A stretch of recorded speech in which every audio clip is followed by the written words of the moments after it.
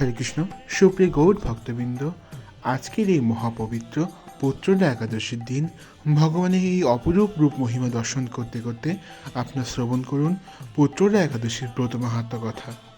যুধিষ্ঠির বললেন, হে কৃষ্ণ, পৌষ মাসের শুক্লপক্ষের একাদশীর নাম কি, বিধি বা কি, কোন দেবতা ওই দিন পূজিত হন এবং আপনি কার প্রতি সন্তুষ্ট হয়ে সে ব্রতফল প্রদান করেছিলেন, কৃপা করে আমাকে সবিস্তারে তা বলুন।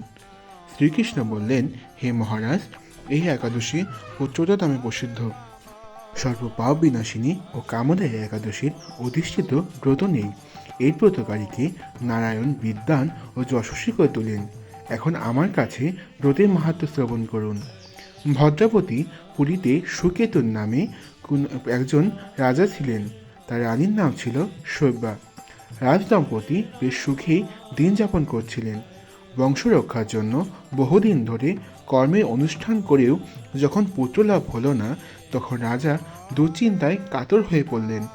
তার সকল ঐশ্বর্যবান হয়েও পুত্রহীন রাজার মনে কোনো সুখ ছিল না।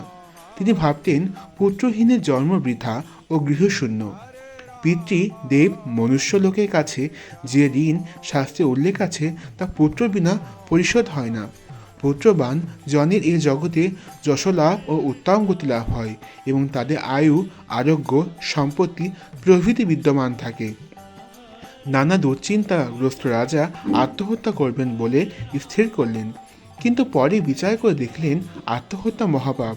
এর ফলে কেবল দেহের বিনাশ প্রাপ্ত হবে, কিন্তু আমার পুত্রহীনতা দূর হবে না। তারপর একদিন রাজা নিবিড় বনে গমন করলেন। বন ভ্রমণ করতে করতে দ্বিপ্রহর অতিক্রান্ত হলে রাজা ক্ষুধা তৃষ্ণা কাতর হলেন।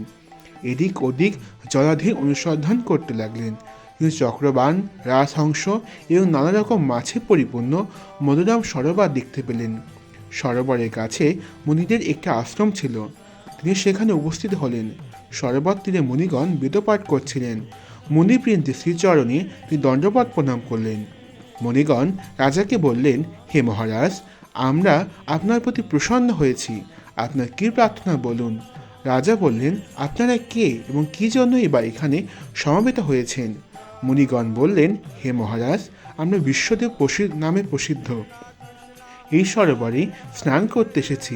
আজ থেকে 5 দিন পরে মাঘ মাস আরম্ভ হবে। আজ পুত্রদা একাদশী তিথি। পুত্র দান করে বলেই এই একাদশীর নাম পুত্রদা। তাদের কথা শুনে রাজা বললেন, হে মুনিবৃন্দ, আমি অপুত্র, তাই পুত্র কামনায় অধীর হয়ে পড়েছি। এখন আপনার দেখে আমার হৃদয়ে আশার সঞ্চার হয়েছে। এই দুর্ভাগা পুত্রহীনের প্রতি অনুগ্রহ করে একটি পুত্র দান করুন। মুনিগণ বললেন, হে মহারাজ, আজ সেই পুত্রদা একাদশী তিথি, তাই এখনই আপনি এই ব্রত পালন করুন। ভগবান শ্রী কেশবের অনুগ্রহে অবশ্যই আপনার পুত্র লাভ হবে। মুনিদের কথা শোনার পর যথাবিধানে রাজা কেবল ফলমূলাদি আহার করে সেই ব্রত অনুষ্ঠান করলেন। দ্বাদশী দিনে উপযুক্ত সময়ে সুস্বাদের সহযোগে পালন করলেন। মুনিদের প্রণাম করে নিজ গৃহে ফিরে এলেন। ব্রত প্রভাবে রাজা যথাসময়ে একটি তেজস্বী পুত্র লাভ হলো। হে মহারাজ, এই ব্রত সকলেই পালন করা কর্তব্য। মানব কল্যাণ কামনায় আপনার কাছে আমি এই ব্রত কথা বর্ণনা করলাম। নিষ্ঠা সহকারে যারা এই পুত্রদা একাদশী ব্রত পালন করবে, তারা পুত নামক নরক থেকে পরিত্রাণ লাভ করবে। আর এই ব্রত কথা শ্রবণ কীর্তনে অগ্নিষ্ঠম যজ্ঞের ফল পাওয়া যায়। ব্রহ্মাণ্ড পুরাণে এই মাহাত্ম্য বর্ণনা করা হয়েছে। পরদিন পারণ 6টা 40 মিনিট থেকে 10টা 14 মিনিটের মধ্যে। হরে কৃষ্ণ।